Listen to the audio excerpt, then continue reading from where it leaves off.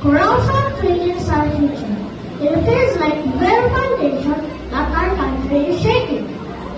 But this is not just economic or political crisis. It is a spiritual crisis, a crisis of morality, leadership, and faith. We have tried many solutions, political reforms, and government's programs and policies. But we have overlooked the one solution that can bring us to change. We have totally from God, our first love. We have forgotten the powerful promise of 2 Chronicles chapter 7 to 13. If my people who are called by my name will humble themselves and pray and seek my face and turn from their wicked ways, and I will hear from heaven and I will forgive their sin in their land. My friends, our nation needs healing. Our people needs hope in a trouble and only be found in Jesus Christ. Look around you. Families are breaking apart.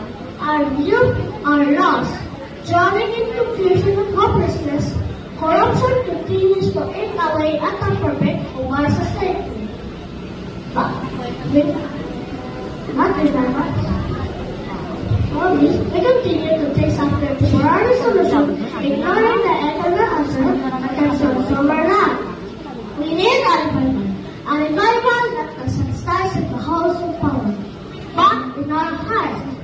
We need to return to God. We need to embrace the value once made a nation strong, honesty, integrity, compassion, service, and above all faith in Jesus Christ.